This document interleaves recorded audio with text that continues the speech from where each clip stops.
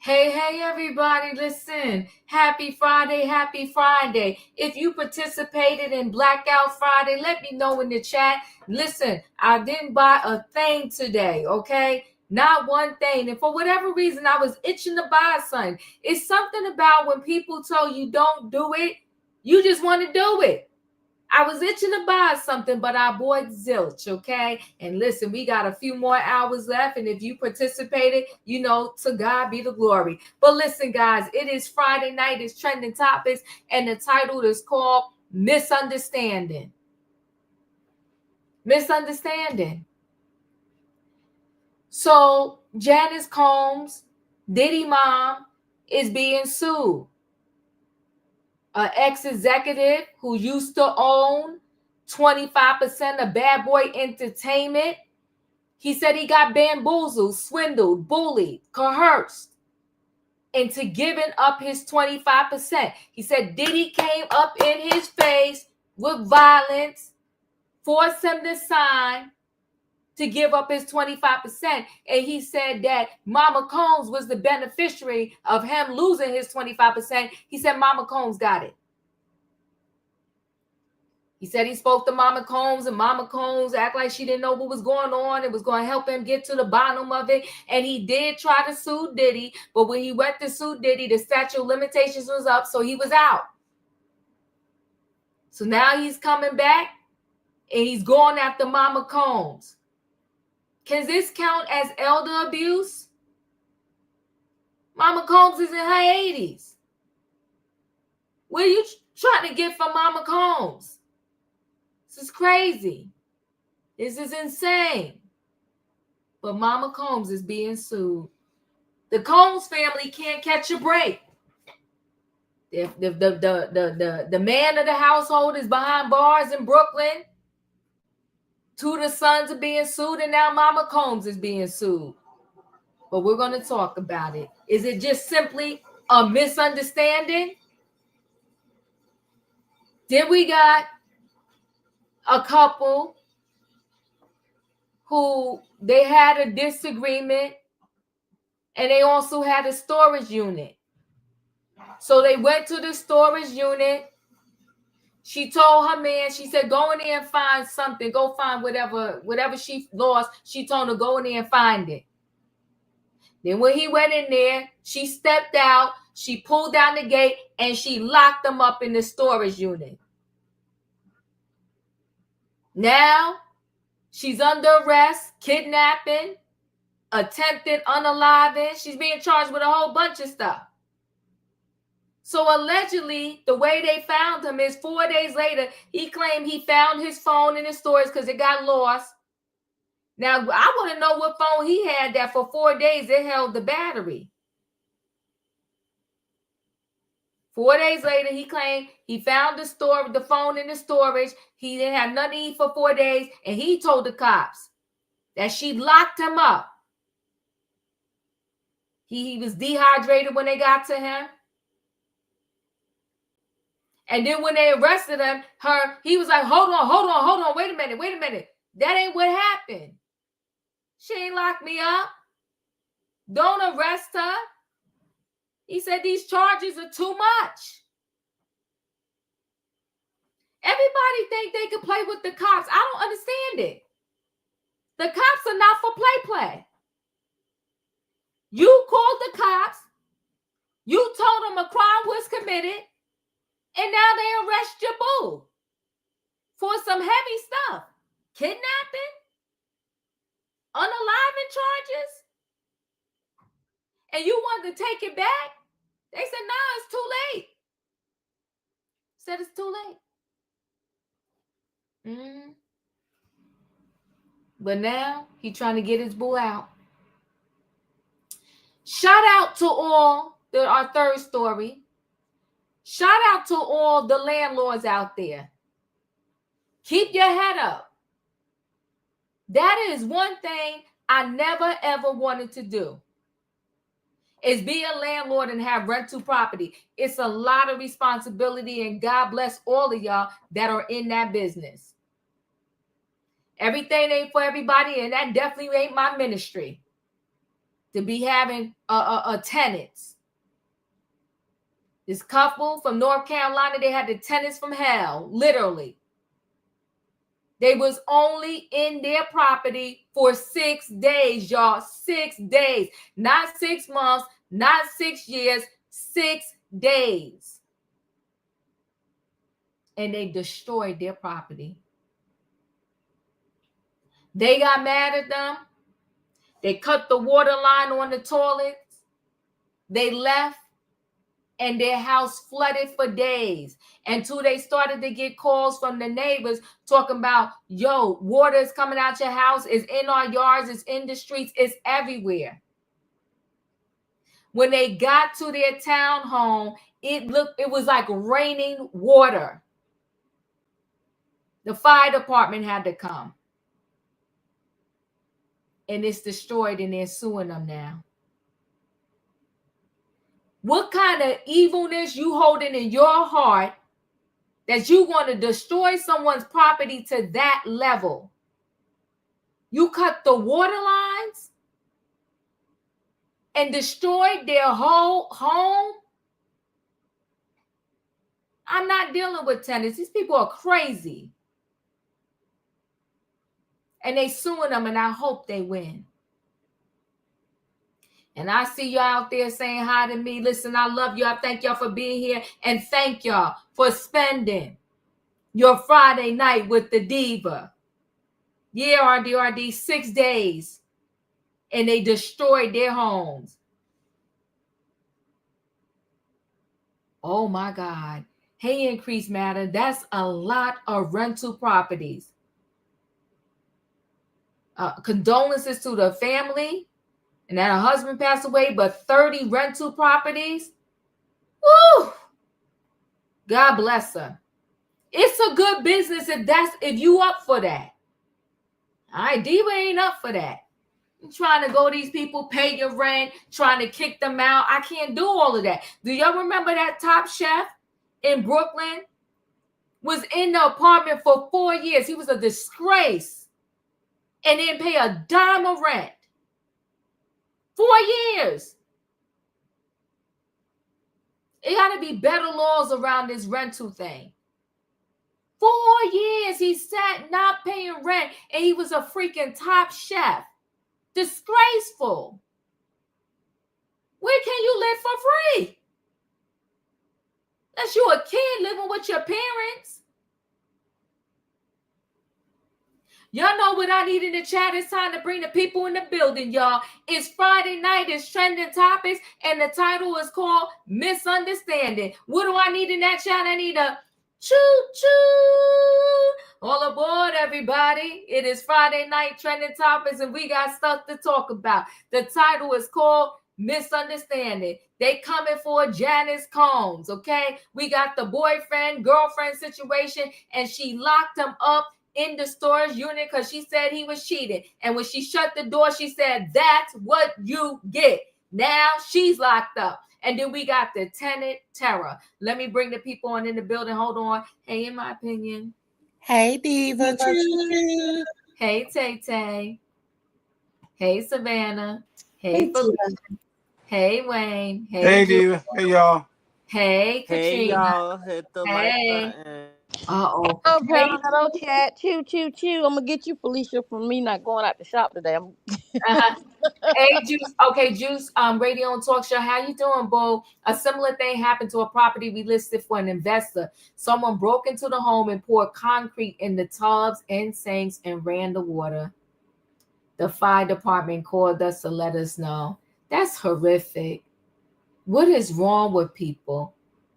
Oh my God, so sad. Everybody, if you want another good YouTube creator to follow, it's the Juice Radio and Talk Show. Go over there and check her out. Thanks for stopping by, Juice. Much love. Happy Friday. Listen, we're going to go ahead and start with this first story. And we might as well start with Mama Combs. Mama Combs is in her 80s. She don't need to be being sued by nobody or being up in nobody's courts. This is messed up. I'm calling it elderly abuse. But we're going to go ahead and get right into this story. Hold on one second. Let me share a screen.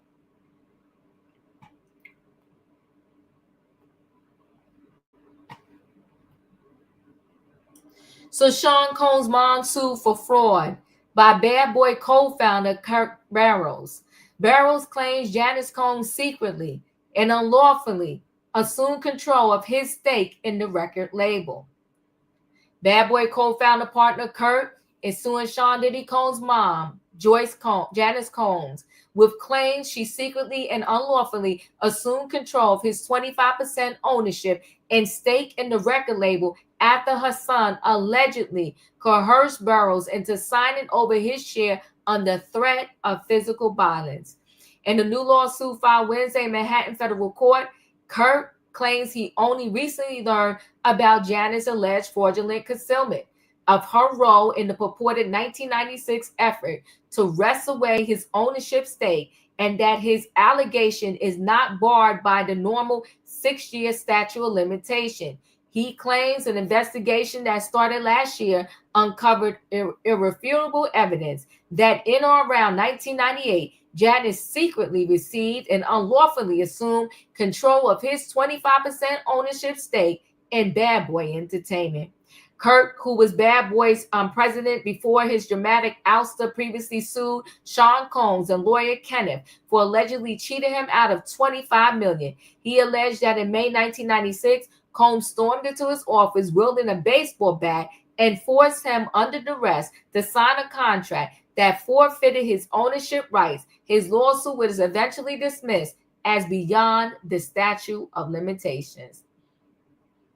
The new lawsuit filed today by lawyer Tyrone Blackburn claims Kirk was ruthlessly betrayed by Janice when he allegedly conspired with her son to consolidate power and exclude him from the company that he helped started.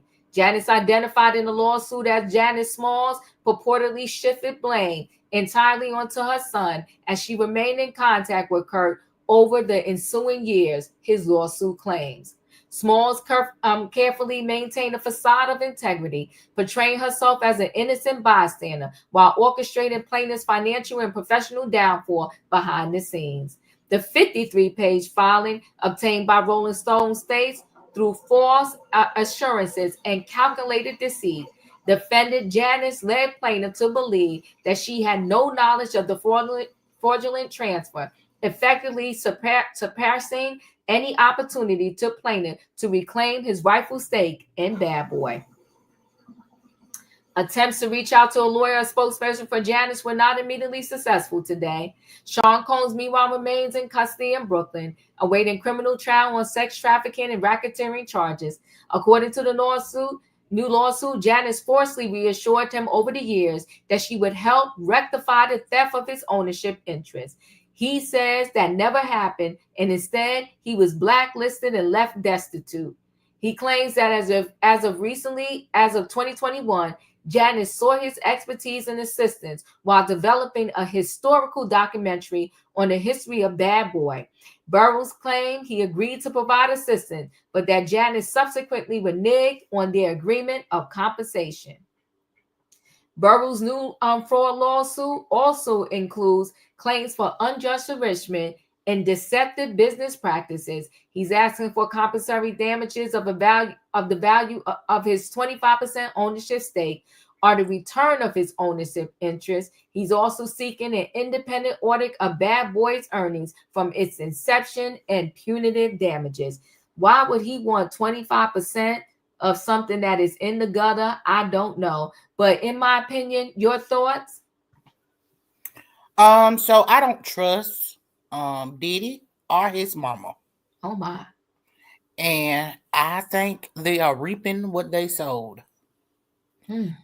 And because she is so evil, she and her son is so evil, they are getting they just due. Yikes.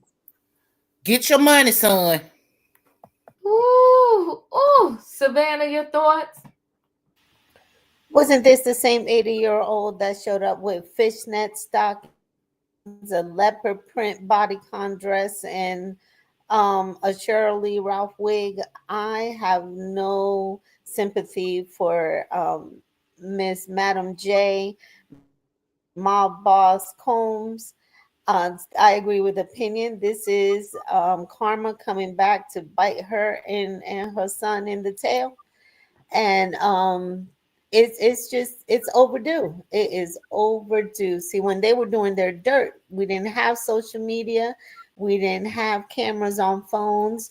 People were just taking notes, and they gonna have to pay. Her son's locked up, so this is gonna fall on Big Pimpin' Miss J. So I have no sympathy for her. Julius, any sympathy for Mama Combs? She's in her 80s. If they could put Bill Cosby Oh away my in God. his 70s, they could put her away in her 80s. Like, let's just keep it for real, for real.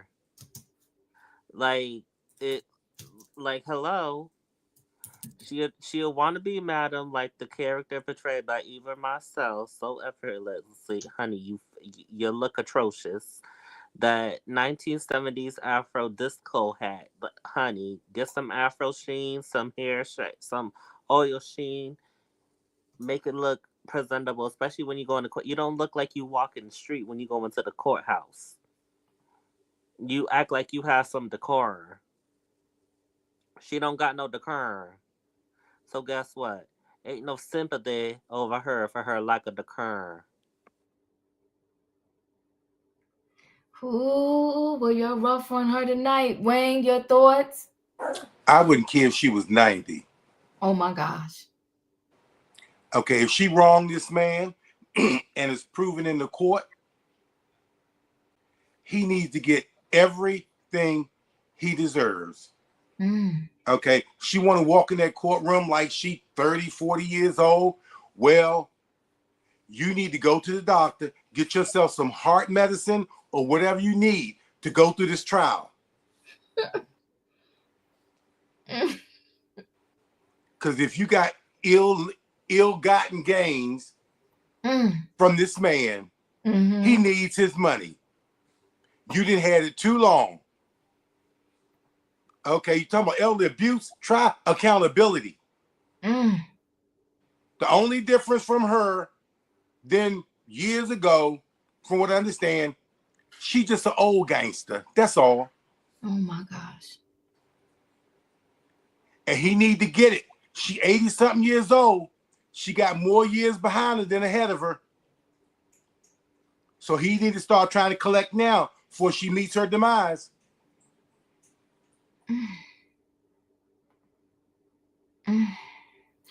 Felicia, your thoughts? Good evening and happy Friday, everybody. You know, I find this story interesting. I'm wondering if Kurt and Janice were lovers. He said even after he had things went bad, his money was gone, he didn't have any percentage for decades.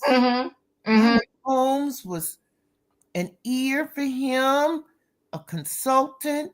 He would go to her. He trusted her. I'm thinking that they were lovers. And now that she's in her 80s and she don't want to do it no more, she don't want to be in that situation, and she's not taking his phone calls, he's realizing he got played, and he's been played for about 40 years. Oh my gosh. So I'm with Wayne. Go get your money. I don't care how old she is. If you're wrong, you're wrong. Now, if he signed over things, he said, well, he came in with a baseball bat. I don't know what that means. People say he came in with a hammer sometimes. He comes in with a baseball bat. I don't know. They really feared this guy. But I want him to get his just due. Whatever they owe him, they need to pay him. And as we've heard on these streets, Mama Combs has everything in her name. She thinks she's holding it down. No, she's not. So hopefully he will be successful. But I suspect that they were lovers, and it's over. Finally, it's over. Whoo, Katrina, your thoughts? This town is hot.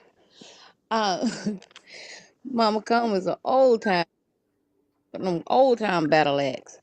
And everybody's right. She knew what her son was doing. She knew what her son was taking from his artist. She lived a life of luxury in her younger days. So now you 80. Yes, we know this. But you come into court dressed like Huggy Bear from I'ma Get You Sucker. And if you can afford those uh what do you call skin, what was it, them little tights she had on, fishnet tights, lady, please, if you got all that money you should have got a stylist, because paying homage to I'm gonna get you sucker is not gonna cut it. And the thing is, they took all that money from these artists died. I was unalived, not by, I'm not saying by him, but most of them are gone. The rest of them, they're living below means because he took their money and they did all the work. And coming in with a baseball bat, that's not a surprise because he was always trying to intimidate somebody to just take what he wants. And now somebody that they just getting they just due back. And I'm happy he's doing this because you've taken from people over and over again. You giving it to your mom. Everything is in her name. So when the folks come, they just gotta take the house. That's why that judge don't want to put that 50 million up because somebody was gonna come with them lawsuits and take them houses. So whatever happens. That's all I got to say, Diva. You're up.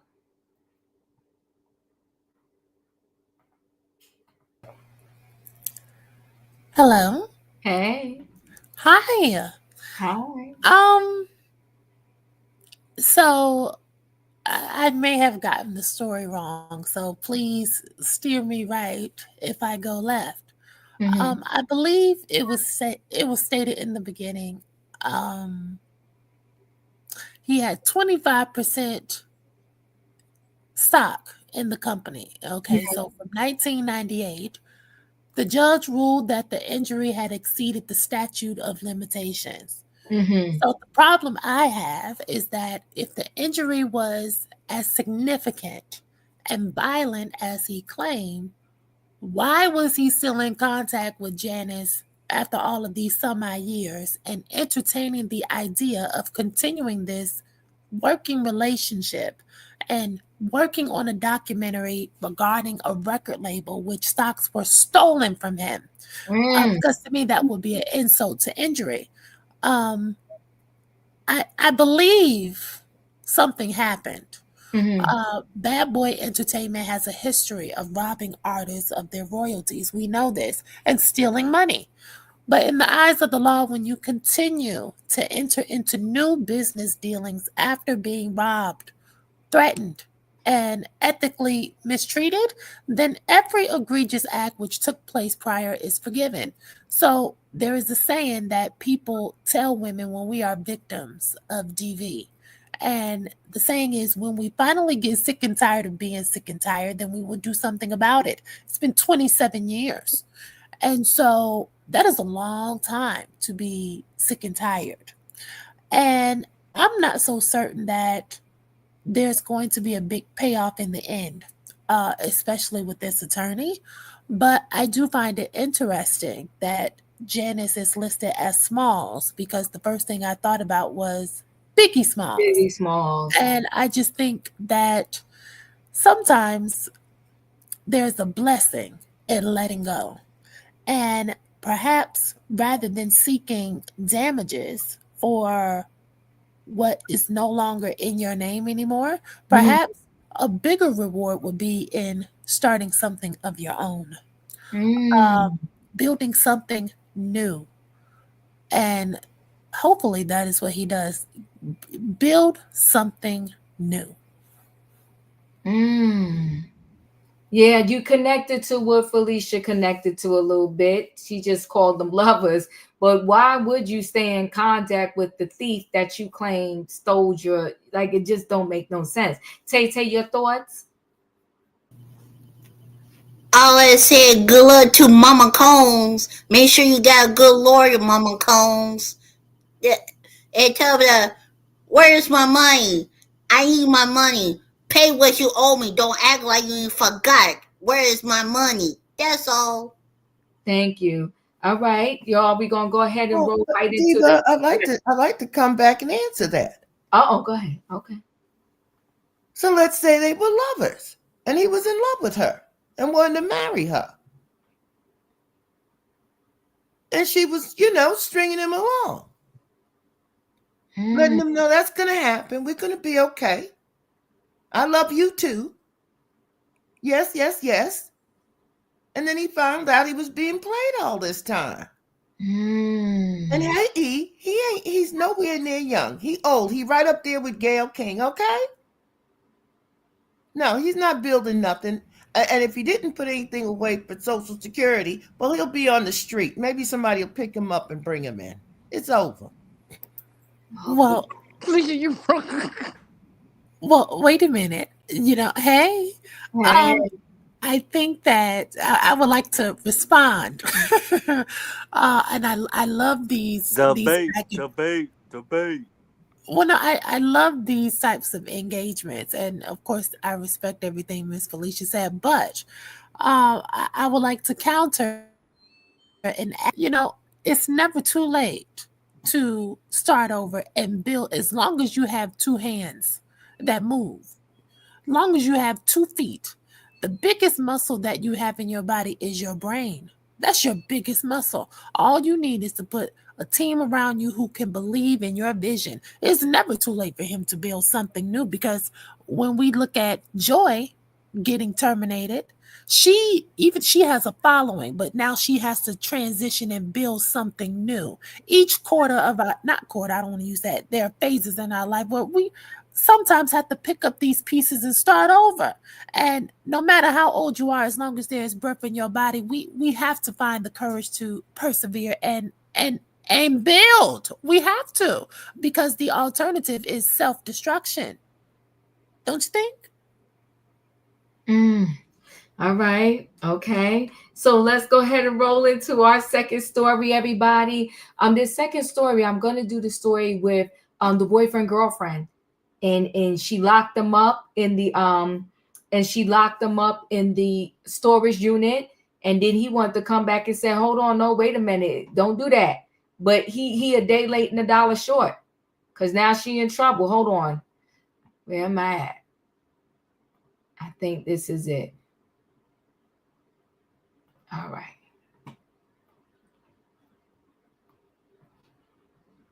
Monroe police have now arrested that woman accused of locking her boyfriend in a storage unit for nearly a week. 52-year-old Robin Deaton is facing attempted murder and kidnapping charges. Investigators say the couple got into a fight. Then the woman asked her boyfriend to get something out of the back of the storage unit. Investigators today said before she shut the door, she said, quote, "This is what you get." Chief Legal Analyst Khalif Rhodes joins me now to talk a little bit about this. But first off, Khalif, here, the key part of this is the man that was locked in that unit now kind of changing his story from what he said on that 911 call. Here, take a listen first. I've been locked in the storage unit for about a week now, and I just now found my phone. Okay, so you're locked in a storage unit? Yes, my girlfriend locked me in here. She double locked my lock, and I don't know how she put me in here, but she put me in here, and I just now found my phone on this side of this storage unit. I've been here since last week. So despite that recording, the man told our Queen City News crew that she never locked him in there on purpose, and the state could still bring charges. He's charged with attempted murder and kidnapping. Here, talk about the severity of these charges and how this is going to play out in the court of law. Brian, these are very serious charges, so let me start with that. But when we first talked about this yesterday in our production meeting, I did chuckle. I was like, wait, how did that happen? How do you lock someone in a storage unit? Been doing criminal defense for a number of years. Never heard this. This is very unusual. But what I can tell you is a couple things. Every charge in the state of North Carolina has what's called elements, right? So you have elements to a crime. Every crime specific Every crime is different. This crime specifically with kidnapping, that's the easy portion of this. Did you lock the person in there? It's even however slight. Even if I momentarily push you into a room and detain you for a second, that meets the standard for kidnapping. And it varies depending on what level of kidnapping you're talking about. For this first-degree murder, or I should say attempted first-degree murder, it's pretty simple. You intentionally took a step towards it. So you didn't have to kill the person, but you stepped towards the action of killing someone. You didn't act in self-defense. I wasn't defending myself. I just was, making sure that I committed this crime, but I wasn't successful. But the major point is that premeditation. And I think in this charge, that will be problematic with going forward, how you can show that this person intended on killing him, locking him in the storage unit. And so there will be a number of factors that will be presented. Obviously, nothing funny about the charges, but the story and how we got there, clearly comedic. So there's another part of this 911 call. Let's go ahead and play this real quickly here to listen to exactly what he said. Okay, so we had that. So let's talk about this more, because it seems too that when you walk this back, that it's still going to be, there's a lot of stuff that's going to be used against her. But what about for him? So a couple things. When a person, and I tell clients this all the time, the state can and oftentimes does decide to prosecute with a non-compliant victim. And so the charge is not me versus Brian. It's the state of North Carolina versus Brian. So if you are alleged to have done something to me and then you say, you know what, I don't want to participate. You know what, actually, she didn't lock me in the storage. I went on my own. The state can say, well, we have the 911 tape where you were actually saying that they did this. We don't even need your help. We'll still prosecute her. And so that can often happen, and it does happen specifically in Mecklenburg County when you have video. We have a lot of street cameras that catch things. When you have audio with 911 tapes, with text messages or phone calls. And so the case can proceed forward, and they will use that against him and say, look, here's your words. You actually said this happened. So I continue to watch it to see if they continue to go forward. Not easy to get a person prosecuted like that, but happens a lot. It'd be interesting to see where this case does go forward and how we keep following it too, and also the changes, what could happen out of this. All right, Chief Legal Analyst Kelly Rhodes, thanks. Ooh, hold on 1 second. I again want to know what phone he had that lasted a week with a charge. So woman was charged after her boyfriend was found locked in the storage for days. Why does he say charges are bogus? So Robin, 52, was arrested in North Carolina on February 26 and accused of locking her boyfriend in a unit for days without food or water. Okay, a man from North Carolina is speaking out and after previously suggesting his girlfriend had locked him in a storage unit for days without food or water. On Wednesday, February 26, Robin, 52, was arrested and is facing attempted murder and kidnapping charges. Monroe Police Department Lieutenant and Public Information Officer Morgan previously confirmed to People. In a 911 call obtained by People, which was released by Union County Emergency Services, her boyfriend claimed she locked him in the Cooper storage facility in Monroe.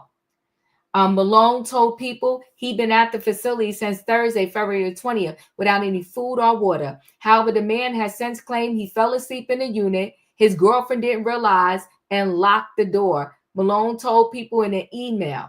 The male identified as Gary told ABC affiliate local station that the charges are reportedly bogus and a mistake. It's just a bunch of bogus charges. I mean, she shouldn't be up there charged with attempted murder, attempted kidnapping. He told her boyfriend told the station's Channel 9. He claimed that Robin had left to get something to eat before he fell asleep in the unit. He alleged she didn't see him and he didn't hear when she shouted for him. She then left and locked the door, thinking he'd gone out, per the outlet. He said she thought I had gone with an ex-girlfriend. That's what it all boils down to. And I hadn't. She said she came the next day, but I slept hard and I fell asleep. I had been up working for a couple of days, per the station.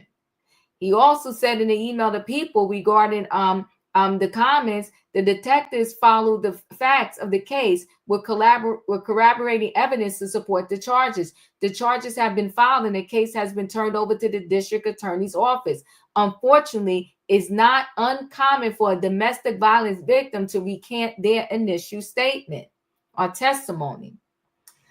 The boyfriend comments came after he said in 911 call obtained by People, I've been locked in the storage unit for about a week now, and I just found my phone. My girlfriend locked me in here. She double locked my lock, and I didn't know how she put me in here, but she put me in here, he alleged. He also claimed he was in the Unit 43, saying when questioned whether he needed emergency service, I just need to get out of here. I just can't breathe. I hadn't had nothing to drink or anything, he said. An incident report previously obtained by People confirmed that police officers responded to 1950 Old Charlotte Highway in reference to suspicious circumstances on Monday, February 24th at approximately 2:13 p.m. The report listed the crime as false imprisonment. Malone told People on February 27th that the man said Dayton had allegedly convinced him to crawl to the back of the storage unit to grab something for her before she slammed it shut and said, "This is what you get." The officer said of the case per CBS affiliate local station, "This is bizarre. In 15 years, I've not seen anybody who been locked in the storage unit. The storage unit was described to me as being a hoarder's paradise," Malone added, according to the outlet. As soon as the officers opened up the door, things started falling out. The further they opened it, more stuff fell out. Police added that the man had been in complete darkness, hence why he struggled to find his phone, according to the outlet. The Cooper Storage Facility in the Union County District Attorney's Office did not immediately respond to People's request for a comment. He could have died. She actually lucky. In my opinion, your thoughts? I believe it happened, and I believe when he found out the charges, this is when he recanted his statement. They are right in DV cases, the people will say, "Oh no, that didn't happen," to protect the person that they love because they don't see it. I do think it is really strange and really weird that these people was doing stuff like this. And I think if she was gonna do it and do it right, you should have took the cell phone with you. Then he couldn't call nobody on you. But at least she didn't have a conversation to do that, and he was found alive and safe. But these folks is crazy. Insane. Savannah, your thoughts? So he didn't have food or water and was there, and this happened in North Carolina, so I know it's warm. So I'm assuming this storage unit didn't have any AC either. I'm just finding it hard to believe this story. I believe she did lock him in. I don't think it was for a week. And for the police officers to say that when they opened the unit, it was full. It was like a hoarder's paradise and full. So he was uncomfortable in there for a week. I'm just finding some inconsistencies in this story. It seems like a jealousy lovers spat, and it is true. DV victims, especially men, because of ego, they don't report incidents like of DV from their partner. But I think that he's recanting his story now because she's in as much trouble as she's in. I think this has been a volatile, toxic relationship between both of them. Maybe have some substance abuse problems or addictions, and she's probably getting the help that she needs. Might run into Karen. We never know. So I just hope he gets the help he needs as well. Thank you. Julius, your thoughts? This sounds like DV Mm-hmm. to me, but something is off, and that's where I'm gonna leave it. Thank you. Wayne, your thoughts? This doesn't sound believable. After 6 days, you would think you would feel hear some signs of like, I've been here 6 days, I can barely breathe. He had all this energy. I mean, did he bang on the door? Somebody passing by might hear him. This doesn't sound believable at all. Because if he was, 6 days without food and water, I think it's a joke gone wrong. It just doesn't sound believable. I don't know how his phone lasted for no 4 days. Oh, and his phone. I would imagine if he hadn't used the phone for a week and had a full charge on it, it probably had enough charge to make a call. I can believe that. Because he said he's been in there 6 days. So no calls been, because if calls were coming in, he would have heard them. Nobody called him. Well, he would have heard the phone. I mean, so they called, he would have heard. Yeah, I don't know. It's wild. I don't know what to think. Yeah. Felicia, your thoughts? It's bullshit. That's what it is. You and Wayne, I don't know what to think. I don't know it's bullshit. Listen, if there was any truth, the first person he would have called was the girlfriend. You need to come open up this thing, get me out of here. Why he called the police? He didn't call her. She said she went by the next day and the next day and all this other stuff. I don't believe any of it. The folks in the chat saying it's something to do with this meth thing. Well, maybe they sound like maybe that's what they do. No, it's not true. There's all kind of holes in it.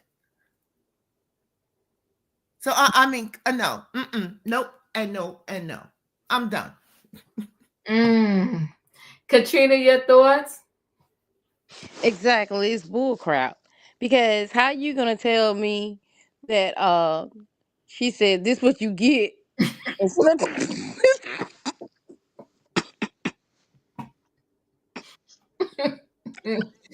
Oh God. and then she slammed the door down. But then you said that you been in there for 6 days. 6 days. No water, no food. Your body you can't go 3 days without water or something inside. You can't go 3 days without water. You can't do that. So he is lying. Maybe he was on meth and he thought he slept in there for 6 days and he went behind this. Like I said, why wasn't he banging on stuff? Why was he trying to make himself known?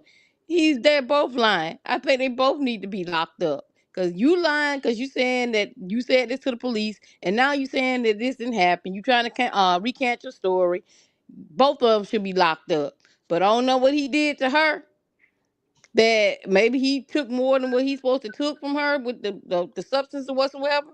And when he went in there, she said, "This is it for you, brother." Slammed the door down and left.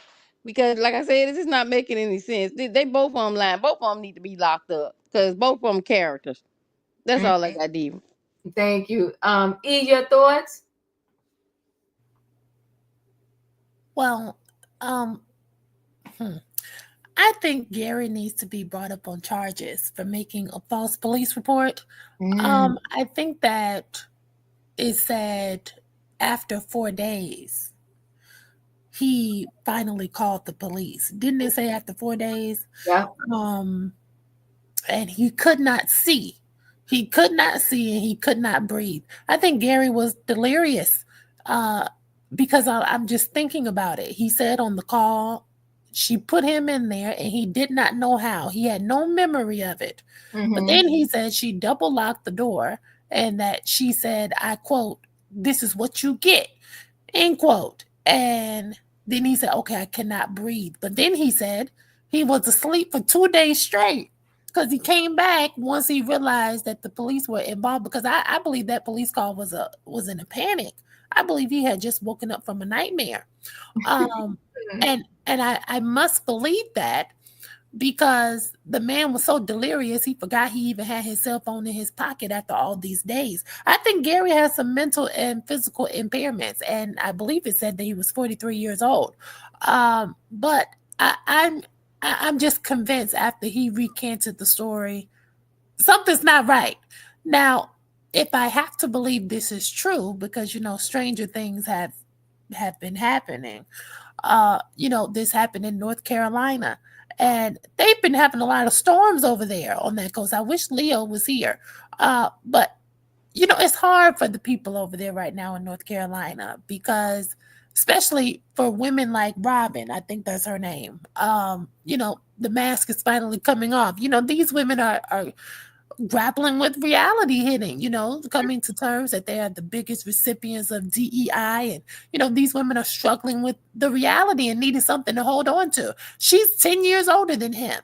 And, realizing that employment is uncertain and relationships are unstable, Robin was looking for something to hold on to if this is true. And if she thought Gary was creeping around, then he probably was. And Robin has proof, because Gary said it himself that she could have thought that I was with my ex-girlfriend for those couple of days. And that's why she thought she didn't know I was in here, because she thought I was at my other woman's house. That's what you just read. So to whoever the public defender is who's defending Robin, I hope they see this video, Diva, and I hope you will submit it to the North Carolina, district attorney's office, because I'm kind of leaning towards Gary. How would Robin, at 53 years old, carry this 43-year-old man into this storage unit and then double lock it? Gary said that Robin thought he was at the house with the woman, and I believe it seems like what Katrina said. Maybe there's some meth involved. I'm not sure. And I agree with, in my opinion, it is possible for some battered men to recant their stories. And if this is true, and Gary, if you out there and you just happen to be scrolling on YouTube and you hear this and you're scared and you need a place to stay, battered women's shelters in some locations are now accepting men. So if you need a place to stay while you get on your feet, you better hurry up and call down there before Donald changes the rules. Choo-choo! Ooh. Hey, Diva. Yes. Didn't they say they got the camera footage too? So wouldn't she have known she came there with him? Because none of this so to the point where it don't make sense that she didn't know she came with him. If they came there together, obviously she knew. And if she said this is what you get, obviously she knew she locked him in there. And it was double locked, right? So he can't double lock himself in there. That's a lock that you have to put on there and clank it together to put it on there. I know everybody had a storage unit. It's the one of them locks that you buy from the store, the hardware store. It's a bulbo lock. He can't do that from the inside of the storage because you have to let the door down and put the lock on it. In my opinion, didn't you hear what Katrina said? They were doing meth and they were both hallucinating. She thought he left with the woman. She was talking to herself when she said, that's what you get. Meaning it's all a misunderstanding. It's drugs. Tay. My question is, how in the world his phone got charged? Probably he brought his charger with him. Probably charge it at home or charge it at the store unit. I don't believe his story at all. I said lock him up for wasting police call right there. I don't feel sorry for him at all. You just wasted police time, my guy. I don't feel sorry for you at all. That's all, Diva. Okay, I got you. All right. So let's roll right into the last story. And the last story is The Tenants from Hell, and it's very sad. Let me share screen. 1 second.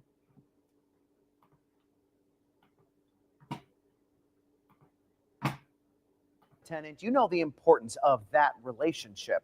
We found out about one that turned downright nasty. WFMY News 2's Manning Franks found out why things soured and the drastic steps taken.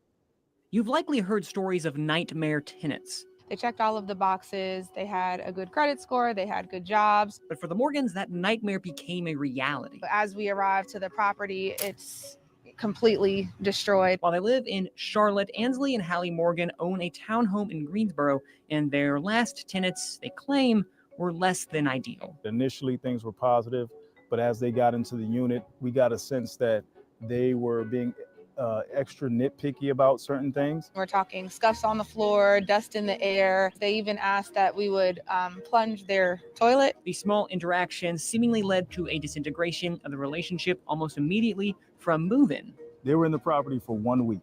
6 Not days. even not even a week. 6 not days. even not even a whole week.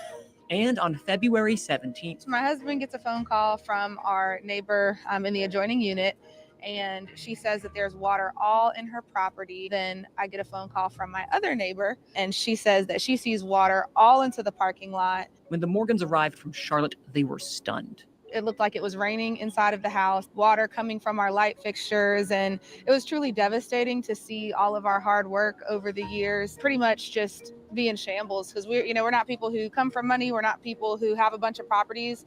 This is a property that we lived in. The culprit? The fire department was called, and they saw where the toilet was intentionally unscrewed and broken off on one of the toilets, and on the other toilet it was completely unscrewed as well, and then the water was left to run. The townhome is a total loss, and the Morgans What could we have done in a matter of 6 days? have taken legal action against the tenants. In Greensboro, I am Manning Franks, WFMY News 2. Now, we have attempted to contact each of those tenants individually, but have not heard back. What a shame. All right, let me just give a little bit more to the story.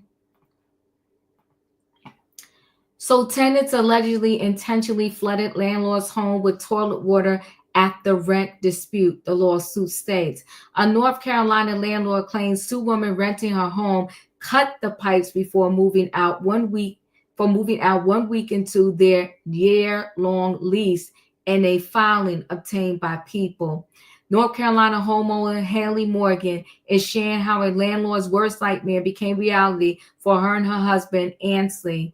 In her new lawsuit, Holly alleges that her tenants, whom she names Caitlin Poor and Kathleen Kennedy, flooded this two-story property a week into their year-long lease, then moved out with no notice as the home filled with water from intentionally damaged toilet pipes. She took to TikTok to share these claims in a nearly 7-minute video on Wednesday, February 19th. The Morgans filed a complaint on February 21st with the Guilford County Superior Court, alleging breach of contract, intentional destruction of property, trespassing, and intentional infliction of emotional distress. The filing demands that Poor and Kennedy cover the cost of repairing the damage, loss of rental income, and the Morgans' legal fees. Our home wasn't just a rental property. It was a place filled with memories, where we brought our children home from the hospital and where we planned for our family's future, Holly told People exclusively. This has been an incredibly difficult experience, but we are remaining strong and trusting that justice will be served. People has been unable to reach Poor and Kennedy, who have also seemingly deleted their social media profiles. People did reach the companies Holly names as the employers. Woo! DHL, where Kennedy works, shared a statement citing its employee code of conduct. At DHL Supply Chain, respect is the cornerstone of our code of conduct. We reject all forms of discrimination and intimidating behavior among our associates and promote a culture of tolerance, honesty, and integrity. We are committed to investigating this matter thoroughly and taking appropriate action as guided by our policies.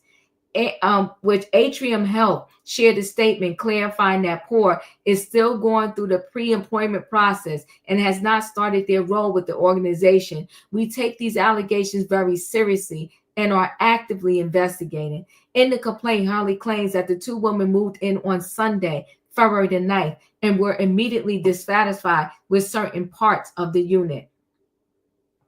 When they moved in, they were informed that there was some paint touch-ups that needed to be completed in the kitchen, just due to the removal of the popcorn ceiling. Haley says in the video they were unhappy that this didn't happen in the expected timeline, but did express just how grateful they were with my husband's overall communication, especially because they had a bad experience with a landlord in the past. Holly goes on to detail additional nitpicky demands the tenants allegedly made in her TikTok, including a warning that if they were not met, they would move out.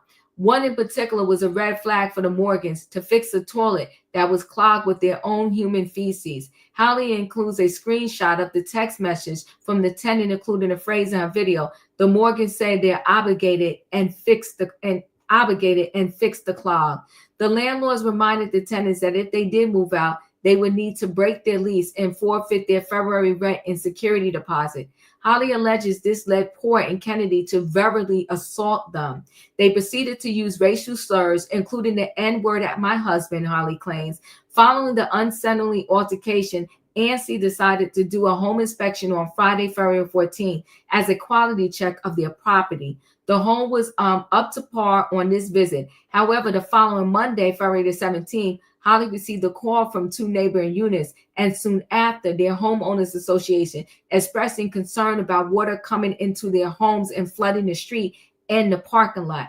Per the complaint, one of the neighbors allegedly told Holly, Poor, and Kennedy seemingly moved out on Sunday morning with a number of individuals in what appeared to be a rushed manner.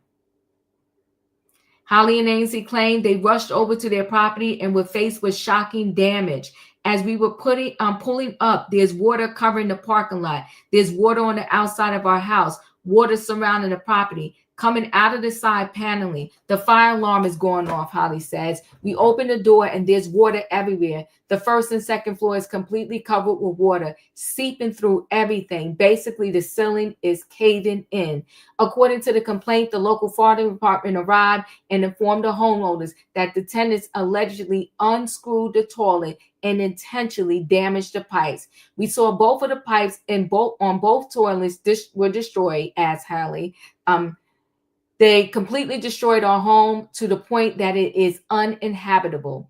In her statement to People, Holly claims that when she contacted the tenants about the flooding, she claims they stated they only wanted to return the keys and would not address the situation. Holly called the flooding an act of pure evil and has filed a police report and contacted the tenants' employers. In the moments like these, when I'm reminded while God is real, demons are too, because this is nothing but demonic behavior, she adds. Holly's original post on the situation has garnered over 2.3 million views on TikTok. Woo! This is sad. In my opinion, your thoughts? This is sad, but I am confused as I'll get out. So I get that they moved in and it was some stuff that wasn't done that was supposed to be done. But that's where they lost me at, okay? From that point on, I was confused and I never did get back on track. I don't understand how we got to, y'all come unclog my toilets, or they did an inspection on the property and then 2 days later the house is flooded. It's just mind-blowing. And all this happened in the course of 6 days. Yikes. This is a sad situation, and I hate that it went this way, but I just feel like it's something else that we're missing out of this story. And I pray that they get their justice. Let's just say that. Yeah, I pray they get their justice. So I get it. I'm taking it as this couple was Black. I'm taking it as the people that moved in were not.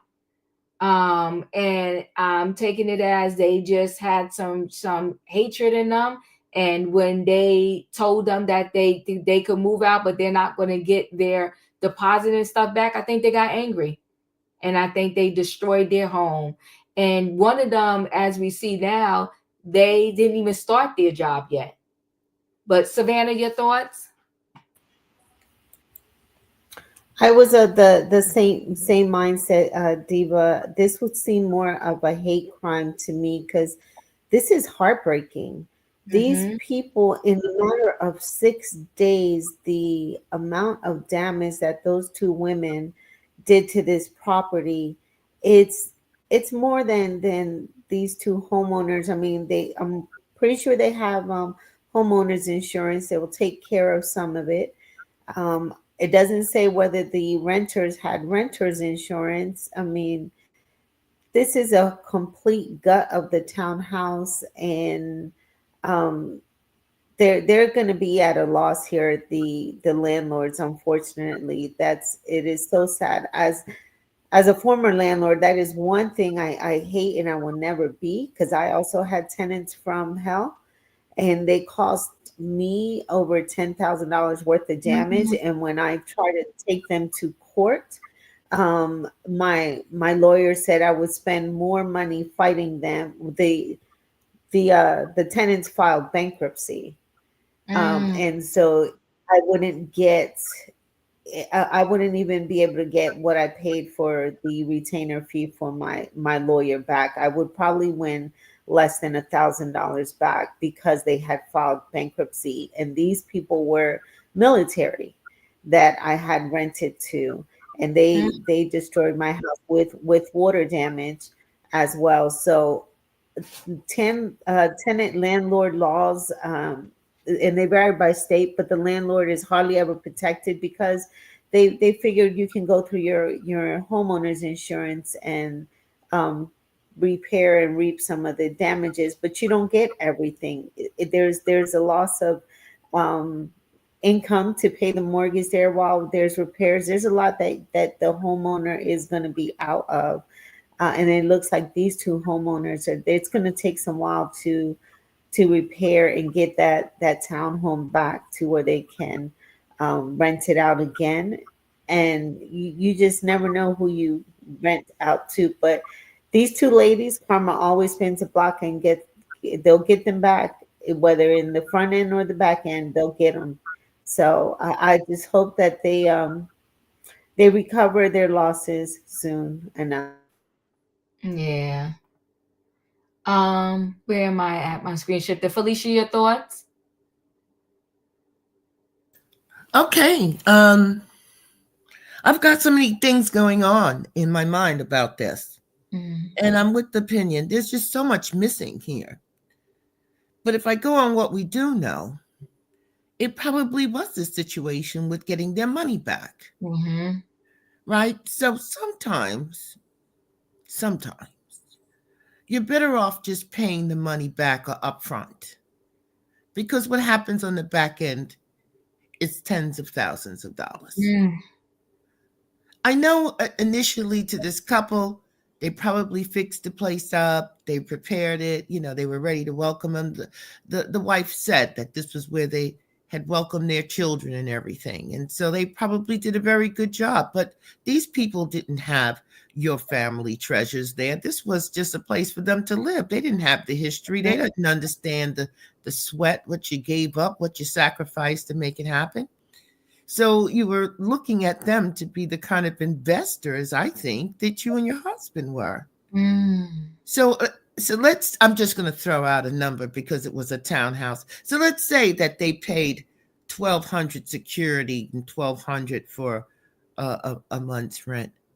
They would have been so much better off just writing that off as a loss. And why do I say that? Because these two people were speaking to you in a way that, in my opinion, showed that they were of dark energy. That they weren't good people. So I would have taken a cue from that, oops, I may be dealing with people who are not necessarily gracious or kind or decent, fair people. So I would have more than gladly given them back their money in that week, considering people have to pay to move and to come in, and they were already having problems. I would have wanted to have them leave with minimum disruption and minimum destruction. But where else I'd like to go, and I know I'm a little long here, but I am blown away that this woman contacted their employers and their employers to be. This has opened up, this blew my head wide open. So you do this kind of dirt and you filled out an application, right? Because what did she say? Oh, their credit score was great and this was great and that was great. And you gave your employer information.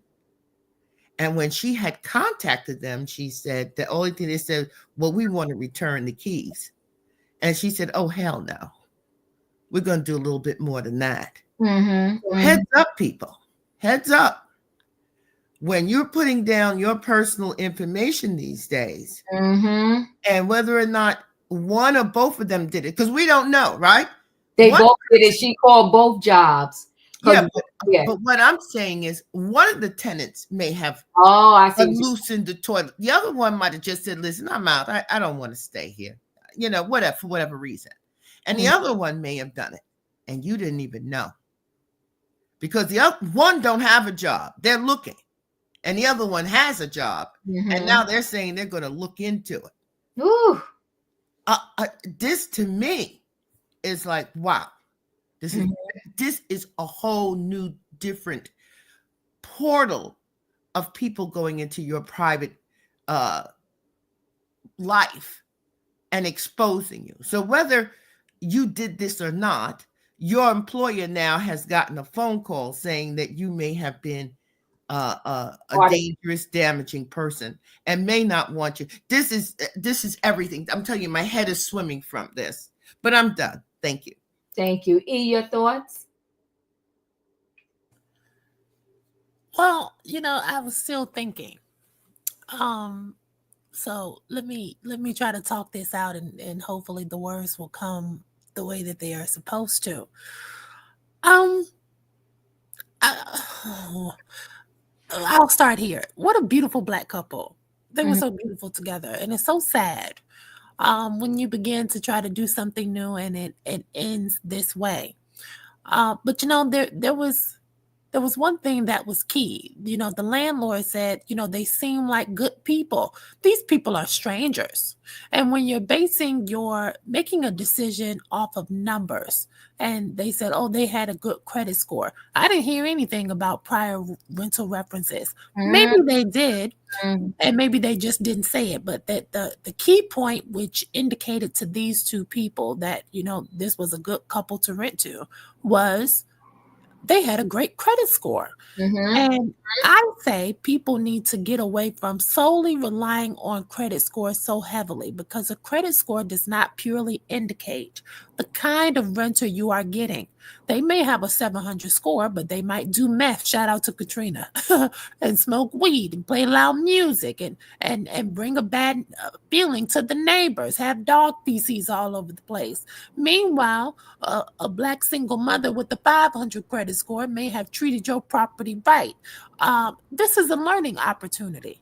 And truthfully, you don't know what you're going to get until they get there. But it's a lot of Black landlords who I know particularly shy away from renting to Black people, fearing the property will be misused and unkept. You're talking. So these two Black people rented to these two white folks. And I know y'all don't like it when I talk about color over here, but buckle up. Color is important. And I knew that color was important as soon as they contacted the people's place of employment, and DHL released that statement saying, and it's odd in these days and times, considering the administration, they said we are pro-tolerance and anti-discrimination and intimidation. Something wild took place, and I believe something is on video. And in the article, it said that one of those two women referred to that Black man as the N-word. And so those women had absolutely positively enough of his ass, if you ask me. And in my opinion, said, the story is missing something. And I think what the story is missing is these two white people were racist. I would venture to also infer that they were lesbians. And I'll tie that in and wrap this up in 30 seconds. They complained about the wallpaper. They complained about the lighting. They complained about the toilet being clogged due to their own poor eating habits, because it was their own feces that clogged this up, and they had only been there for less than a week. This further lets me know that it's nothing these two Black people could have done to make these two white people happy. These women said they had a bad experience renting prior. And I just said it when we talked about the old story. There's a realization in this country that a lot of white women are having when it comes to employment and DEI and finding something they can hold on to. And when they said they had a bad experience, whatever they were running from, wherever they came from before, I think when they found out that they were not getting their deposit back, with their high credit score ass, they went around that house and said, how can we stick it to these people? Because never in a million years, as mad as I've ever gotten, I've never thought to, let me unscrew this toilet and let the water run. That's a thought that would never cross my mind, how crafty these two people are. And I'm inferring that the tipping point of escalation came from that husband talking to those women. And sometimes men lack the tact to be able to say things in a way, because I'm piggybacking off of what Miss Felicia was putting down. You know, reading the room. And sometimes, you may want to respond from a place of strength and from your masculine point. And you really don't understand that you should be mitigating your losses at this point, because I believe that is when they decided they were to quote Robin from the previous story, I'm gonna get you and this is what you get. Because that N word is such a horrific thing to say to someone during a rental dispute. And they had already made up their minds that they were leaving as soon as they didn't like the way that they responded to the painting and to the lighting and the toilet dispute. And so it was always going to end badly.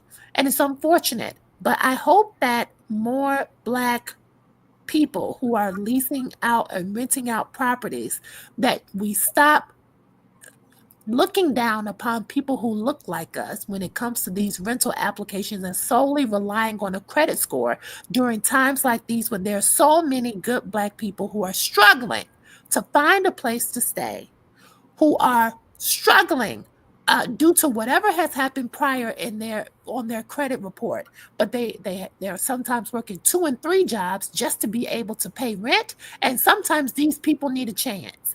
And I hope that more Black people will hear this story and say, you know what, let me take a different course. Whew.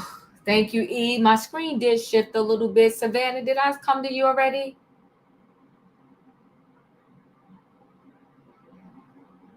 Savannah, are you there? All right. Tay, are you? Savannah, you Yes, there? Eva, you came to me. I'm sorry. I'm fighting with the mute button. No problem. Tay, did I come to you? No, ma'am. Okay, you can go. Yes, it's hard to be a landlord because you have to watch who you be careful who live in your property. Mm-hmm. Those 2 girls, probably the husband knew one of them, or one of those girls want him. Because they probably look at him, oh, he is fine right there. And then they probably got mad at him. Oh, he don't want you. And you probably destroy his property right there. He ain't gonna leave his wife for you at all. Yes, it's hard to live in an apartment because the rent is going sky high right there. And then I want to say, Diva, I feel bad for these the landlord. The couples had to go through with that mess right there. Because what? You don't like the paint, you don't like the walls, you don't like everything. Because those couple worked their butt hard for this right here. And you just don't like it. You destroyed their hard work right there. That's all, Diva. Thank you. I appreciate you. Julius, your thoughts? What those 2 tenants were mad about was, can everybody hear me? Yes. What those 2 tenants were mad about was a background check was done. And a decent one for them to show their behinds at the end of it. That's what it seems like to me. But it's unfortunate that this qualified couple, having rented out a unit, is having to go through this. And I hope that they are victorious in the end. I truly do. Thank you. Wayne, your thoughts? I don't know if these people knew that they were renting from people of color. And I think the house looked just a little bit too nice for Black people to have. This is what I think they were thinking in their mind. because I thought the house would look very well kept. You could tell it was redone. And I think they just thought, y'all ain't supposed to have this. And they made it all this, like E said, nothing would, I think any of those things that they could have fixed them, touch up or whatever, but nothing would have ever been right. And the reason I say that about these people, you have to be heartless.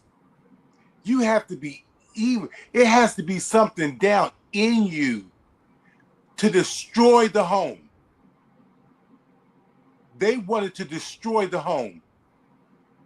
So the water ran from the top through the ceiling. That's almost like hatred. You didn't want these people to have nothing. You ain't supposed to have this. And they actually had the gall, the nerve to say, I just want to turn the keys and I don't want to talk about it. What do you mean you don't want to? I hope they never find a job in North Carolina. If these people have to pay for their home or their insurance have to pay, I hope they never get a job in North Carolina or wherever they go. They get it back somehow. Thank you. Uncle Jay, you're in the building. Your thoughts? Hey, Diva. Hey, everyone. Hey. So this happened actually in my hometown, Greensboro, North Carolina. Okay. And I don't live there anymore. I live in Raleigh, which is about an hour and a half away. But my parents still live there, and I see them every Sunday. I hate this for this couple. What some of the other panelists have said about it race possibly being a motivating factor. I can agree with that.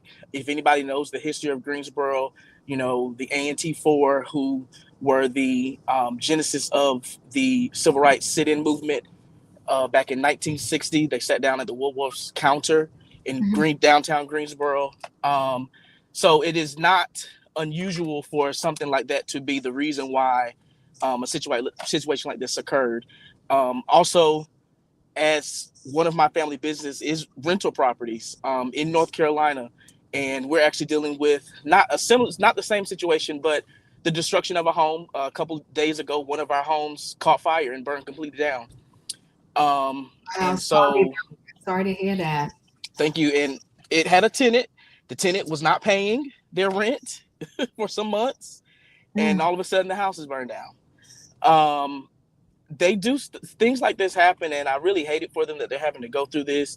I will be keeping my ears to the streets to find out a little bit more about this situation, being that it hits so close to home. I just think it's crazy. They knew this is where your spirit of discernment really has to come into play when you are choosing your tenants, especially if this is a situation where this is your only property and this is a property that you are dedicated or invested in because it was, perhaps your first home or whatever, like they mentioned. You have to really have a spirit of discernment when choosing tenants, because these individuals do not care. They don't care about the time and the money that you've invested in this property. And, as the Bible says, the devil comes to kill, steal, and destroy. And that's not just necessarily, your life, your spirit, but it's also the destruction of the things that you own to kill you, to want to take you down. And he will use his minions. He will use other devils to come in and attack you. And that's exactly what is happening in this moment. The devil has used these two individuals to come in and try to take this beautiful Black couple down.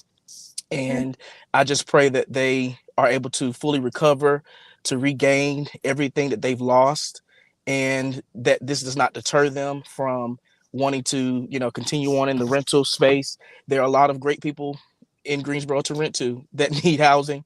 It is a college town. It is home to my alma mater, the #1 public HBCU in the world, North Carolina A&T State University. And so there are a lot of students that need homes as well. I just hope that they are able to fully recover and gain everything from this situation. I appreciate you coming up and sharing your thoughts. Thank you so much. Yeah. Katrina, your thoughts?